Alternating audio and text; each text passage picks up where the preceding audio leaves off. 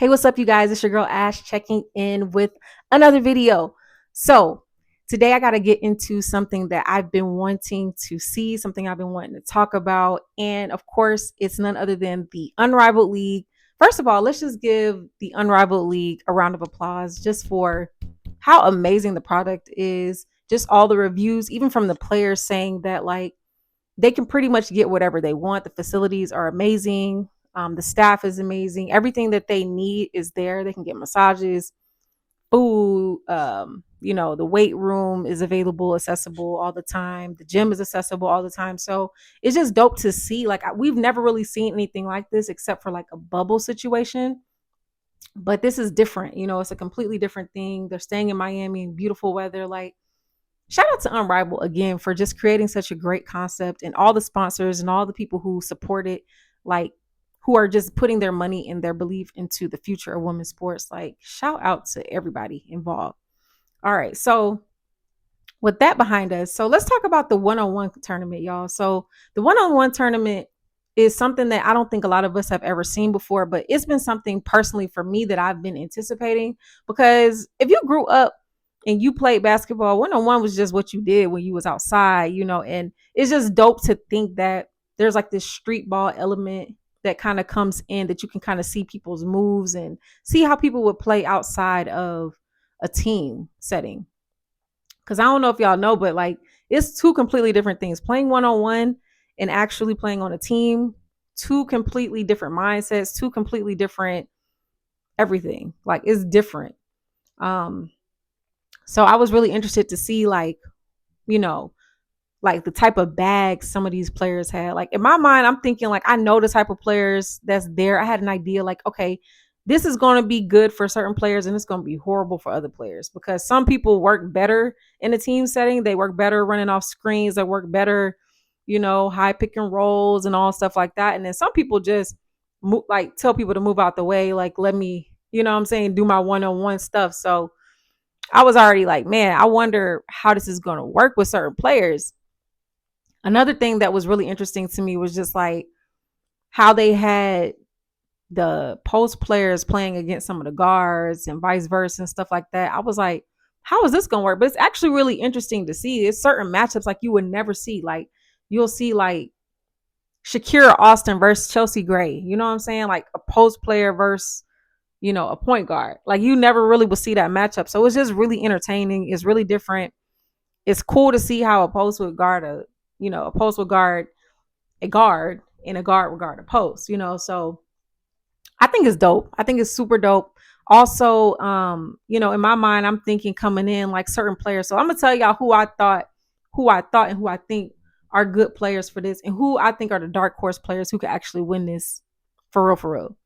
So I think Alicia Gray, for one, I think she's like a low key person. I wouldn't even say low key. I mean, Alicia Gray, she's not from Atlanta, but she plays for the Dream. But I'm just like looking at her and I'm like, she just seemed motivated to win. And then she also got a bag. Like, you can't really do nothing with her. She can go to the basket. She can also shoot the three. Like, she just lit. So I think this really favors a player like her, because she can shoot and she can go to the hole. Of course, it'll favor like Arike Agubawale. Who else, man? Nafisa Collier, I think, she is big. Like, she's a post player, but I would say this can kind of favor her too, because she's shifty. She can do a lot. She can shoot too. And she big, so I think Nafisa Collier got a good chance. Who else? Man, Skylar Diggins, because she's just a dog, man. It just seemed like she just gonna do whatever she had to do to win. Like, I think she's a good player. Oh, Kalia Copper, another good player who I think has a good chance to win. Who else, man? Am I missing anybody? Those would be my top people. Then there's like the dark horse players, and the only reason I'm saying they're dark horse is maybe because they're a little inexperienced, because they rookies, or not even just rookies, but they just might not be the top seed. You know what I'm saying? So I'm gonna say Rakia Jackson is one of them players, but she showed a lot last night, so I'm excited to see what she does. Who else? Aaliyah Edwards. You know what I'm saying? Like, she's She skunked. Can we talk about how she skunked Brianna Stewart? Brianna Stewart has just not been playing well in Unrivaled. Like, I don't know what's going on. I don't know if she's checked out since she won that championship, but she just been like, it seemed like she just been checked out. But I'm not gonna make no excuses. She got skunked. That's crazy. 12-0 is crazy. So yeah, Brianna, she need to go back to the drawing board. I don't know. But I'm like, man, that's crazy that you got skunked in your own league. Like, you can't at least put up 2 points. That's crazy. So yeah, that was crazy. Um, who else? Rakia Jackson, Aaliyah Edwards, Shakira Austin. I was actually surprised that she beat Chelsea Gray. Shakira Austin was like, look, y'all better stop sleeping on me, and I think it's a good time for people to prove, like, y'all counting me out. Like, you know what I'm saying? I'm pretty sure a lot of people picked Stewie to beat Aaliyah Edwards. A lot of people probably picked Chelsea Gray to beat Shakira Austin, but hey, it is really interesting, and it's cool to see like some of these. Oh, I forgot who else I think has a good chance of winning. Ryan Howard. How did I forget Ryan Howard? Ryan Howard, man, I just feel like this fits Ryan and like Kalia and like Arike because they just bucket getters. You know what I'm saying? And Ryan, like, low key wasn't even trying for real, but then she was like, all right, let me tighten up.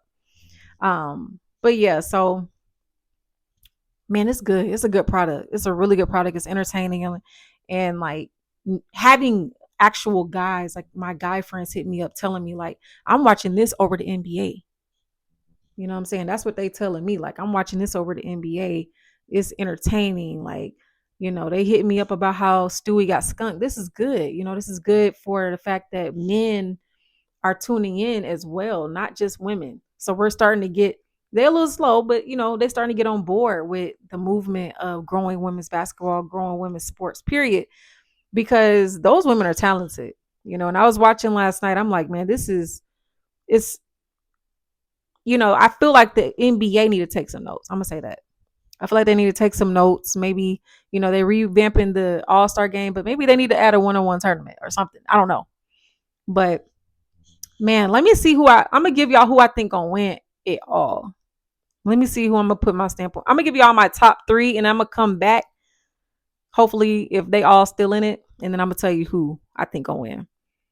I think it's gonna be between Nafisa Collier,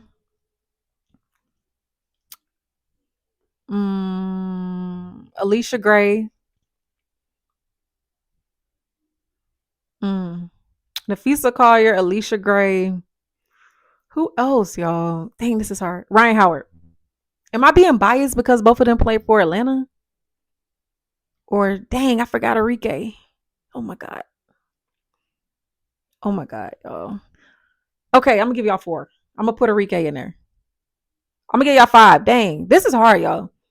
This is hard. Okay, I'm gonna give y'all 5. I'm gonna give y'all 5. So I'm gonna do Nafisa Collier, Alicia Gray, Ryan Howard, Arike Ogunbowale, and Kalia Copper. They're my top 5. Skylar Diggins is a close 6. Everybody no wonder the Lunar Hours are 8-0. Them girls ran the table. All of them won. Like, all of them won they one-on-one matchup. So I feel like the Lunar Owls, like, at least one of them, I mean, they got a great chance of at least one of them winning. Like, they got a good team. But anyways, y'all, that's all I got. Man, I just wanted to get on here and tell y'all how good that is. And if you haven't been watching, I would tune in. It comes on tonight. So tune in. I think it comes on TNT, and it's like 2 or 3 hours. Man, it is not a waste of time at all. It's definitely worth it. So tune in, watch Unrivaled 101 tonight, and y'all let me know who y'all think gonna win. Who got the advantage? Let me know, because it was hard for me. I couldn't even pick one person yet. I got to think about it because it's hard. But I gave y'all my top 5, so that's all y'all get for today. But until next time, I hope y'all have an amazing day, and peace.